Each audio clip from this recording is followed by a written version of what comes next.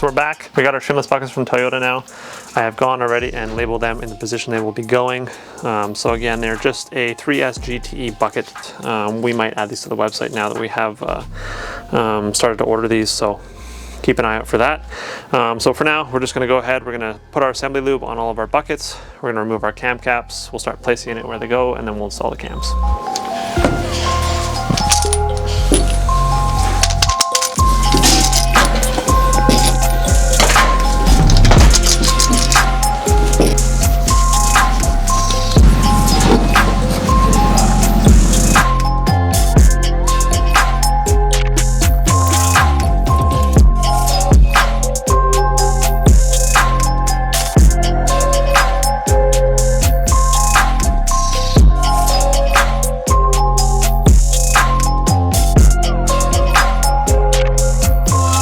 So for our final install of the camshaft, we already have our engine like we did before at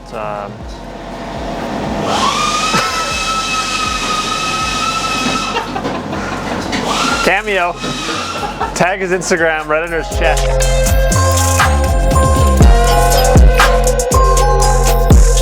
Okay, so we've already got our engine, remember, in the safe zone, rotated a little bit before, top dead center. So we go to install these with the higher lift camshaft. We're not going to contact our valves. Once we install our camshafts, we're going to have to do all of the timing components first in order to rotate them, just in case we have any valve-to-valve contact. We don't want that either if we're spinning one camshaft with both of them installed. It's a potential. So for now, we're just going to place them both in, again, in the camshaft top dead center position, which is usually going to be the lobe to the side, or if you have your dowels here, it can face directly upwards. I prefer to put the cam lobes just facing outward.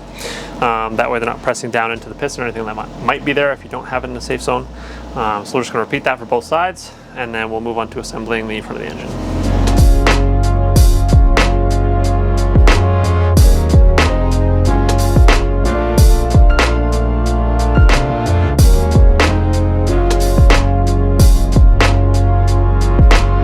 Alright, so we've installed our first intake, or our first camshaft here on the intake side. We've verified that our clearance with the new buckets are 10 thou. So that's exactly what we want to see. So what we're going to do right now is we're going to install the exhaust cam. I'm going to see if I can position the camshaft in a way that I can rotate it so the valves don't hit. But if we do run into any sort of interference issues, I'm going to wait until I install the timing belt, and then we'll verify that side as well. The math worked out on this side, so I'm sure the math will work out on this side, and we should be good to continue the assembly.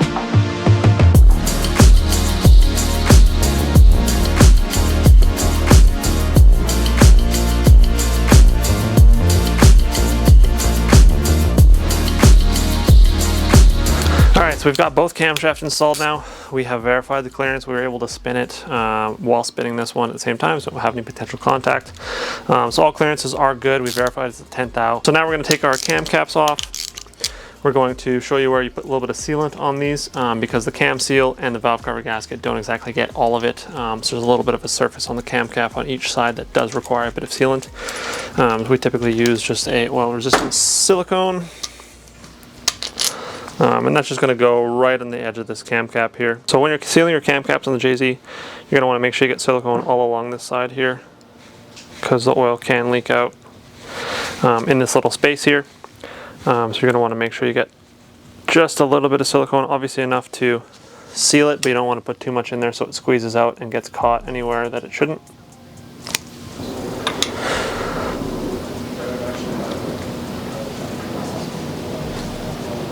Now we like to put our cam seal in before we put our cam cap on. It just prevents any sort of damage that might occur. Pressing in the cam seal saves a lot of time. You don't got to worry about it. And then you can just press it into the cylinder head and torque your cam cap down.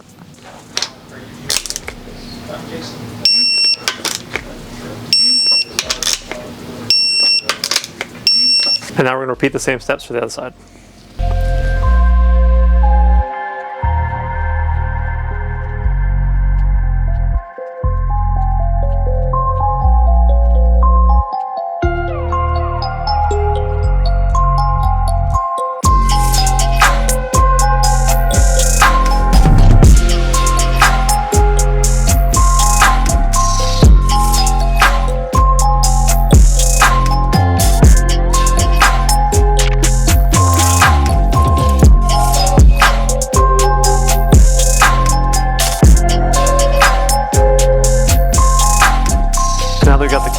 we're gonna go ahead, cover the engine up, and we're gonna move on to our oil pump.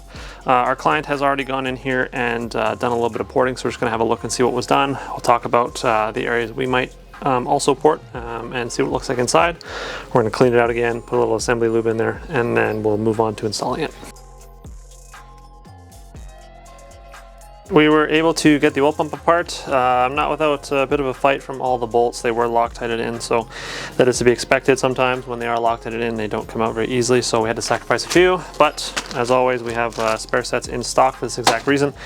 So we're gonna go ahead and replace those. One thing to note, any or most oil pumps always have a direction that they face.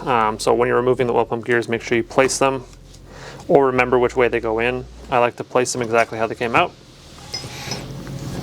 In this case with the JZ, they both have markings on them. This indicates up or forward, this direction. There is a marking, a square here and a square here. They do not have to line up when you go to install them. They're just a facing up indicator. Okay, now that we have everything out here, we're gonna pull this bypass valve out, and we're gonna pull out this one plug on the side here, and then we'll get a good look at everything that's been done to this pump.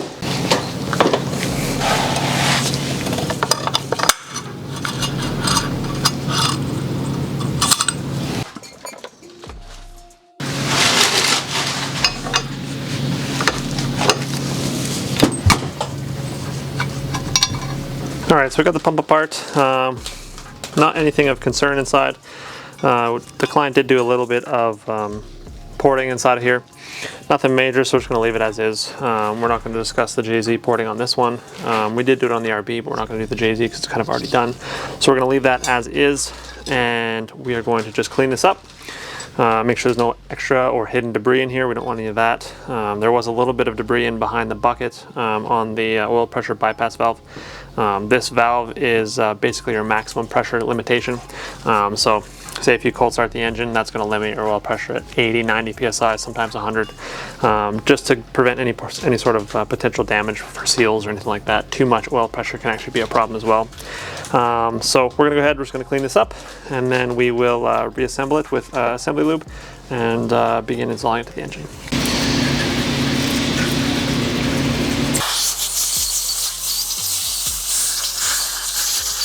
All right, so we got the oil pump all cleaned up here. We got the actual housing, backing plate, our bypass valve and gears cleaned up, as well as the MPT plug or PSPT plug, whichever one that is. So now we're gonna go ahead, we're just gonna apply a little bit of assembly lube into the housing, and then we're gonna place our gears inside. This is gonna run dry for a few seconds when you first start up your engine. So I do always recommend at least opening up and putting something in here. If you put oil in here, it'll also work. I just like to put assembly lube if the engine does sit for a little while. You don't want it to drain down. So we're gonna go ahead, a little bit of assembly lube there.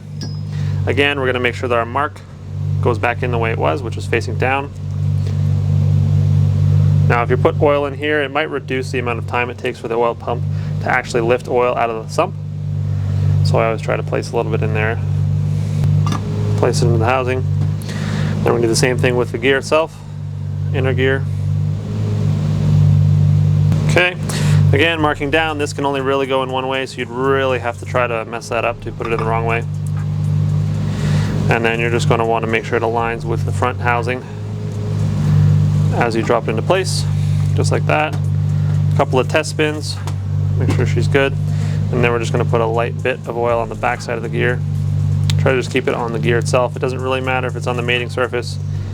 That's not a perfect seal, so it will leak out.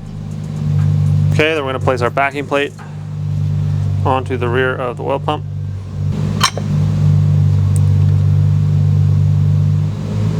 Okay, and then we're going to grab our new bolts. A little bit of Loctite on these, and then we're going to torque them down. Okay, we're putting the bolts in. Just a light dab of blue Loctite.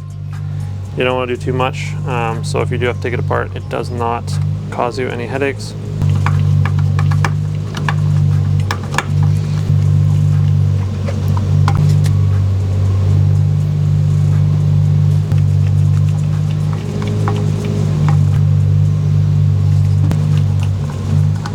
Okay, once you got all your bolts in, we're going to go ahead and vise it quickly, and then we'll torque it down to 8 foot-pounds. and we'll move on to the valve and the BSPT plug. All right, so now that you got it together, just gonna wanna do a quick test spin, make sure there's no binding or anything like that. So just get your fingers in there, do a quick spin. Shouldn't take much effort at all. Depending on how much oil you have in there, it might get harder and harder to turn, but as is now, we're good to go. So now we're gonna put the bypass valve back in. Again, a little bit of assembly lube on the outside. You're gonna drop it with the hole or the space in the back facing up. And then we're gonna lightly coat the spring as well, so it isn't noisy and it can slide in there as it's doing its job. There is one little spring inside as well, so you want to make sure you also have that one. And then we're going to go ahead and install our plug. I do like to put, again, a little bit of assembly lube inside the hole here. That way when the spring is on the base, in the top of the cap, it's not chamfering or chafing on there. All right, now that we have the oil bypass valve placed in the oil pump, it's really easy to install, so don't worry about that. We're going to torque it down to 22 foot-pounds. Now that you have everything on the oil pump torqued, we're going to mark it.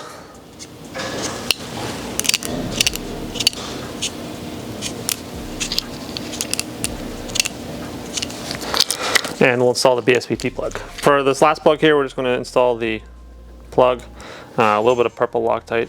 This is just a good sealant for this type of application.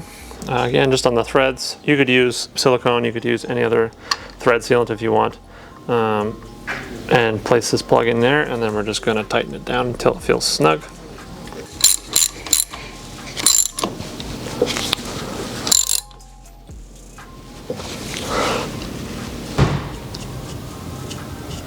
All right, to recap now, we've taken the oil pump apart, cleaned it, reinstalled our gears with assembly lube, verified that there's no debris in the bypass valve and reinstalled it with assembly lube as well.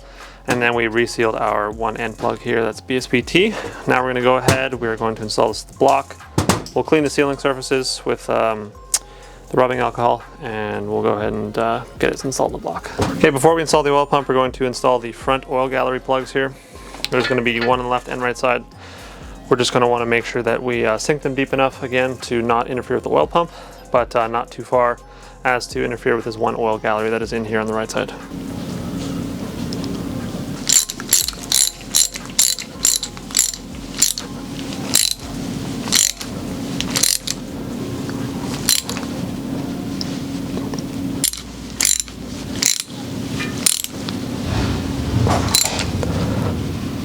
Okay, before we put our oil pump O-rings on, we're going to clean off the surface of the block. Again, we're just doing rubbing alcohol, making sure it's dry and clean of all debris. This block has been cleaned multiple times now, so there really shouldn't be too much debris on here or anything like that.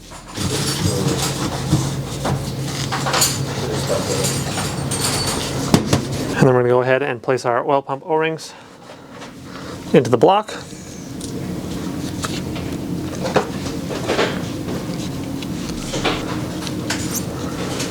Once you have your oil pump O-rings installed in the block, you're confident they're not going to pop out. They should sit in there without any sort of sealant or silicone on it. And then we're going to go ahead and place our silicone on the oil pump. Okay, so when we're placing the silicone onto the pump, you're going to want to run it just inside all the bolts on this side, all around. And then here it has a double groove. You're going to want to make sure you keep the silicone over here, just on this first groove. That way, this first groove's intended design is to hold any of the extra silicone that might push its way over to the O-ring. You don't want to get any silicone where the O-ring is going to sit or live, because it could eventually end up inside of the oil pump. So we're trying to avoid that. That's what the double groove is for. We're going to keep the silicone on this first outside groove, and then that second groove is just going to protect from any squeeze out that might occur.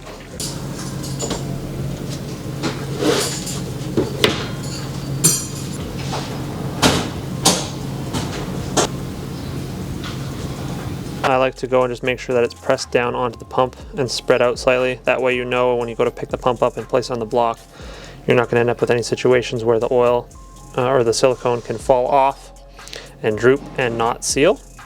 So it's just kind of foolproof. Make sure your finger is clean. Obviously you don't want to have any sort of oil or anything on your finger when you're spreading it out. So you can see here we kept the silicone on the outside of this groove here. That way when it does press against the block, any silicone that does squeeze is going to go into this groove, fill that groove up. It's not going to interfere with the O-ring. Again, if you have any interference with the O-ring, the silicone could dry on the inside of the O-ring and it could end up in the oil pump. Potentially catastrophic. It really depends how bad it is, but again, don't just glob it on there. You want to kind of keep it controlled. So now we're going to go ahead, we're going to place this on the block, and then we'll torque it down.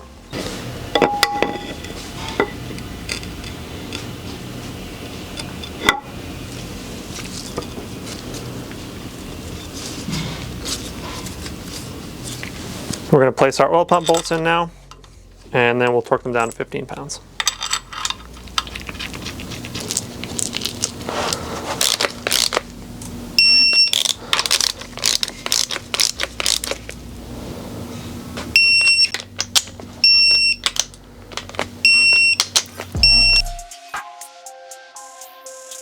Once you have your oil pump installed, we're going to go ahead and install our front main. Just like we always do, a little bit of Loctite on the outside helps it slide in, but we'll lock it in place when it's installed. Especially on the JZ, it is common for these to pop out under high crankcase pressure.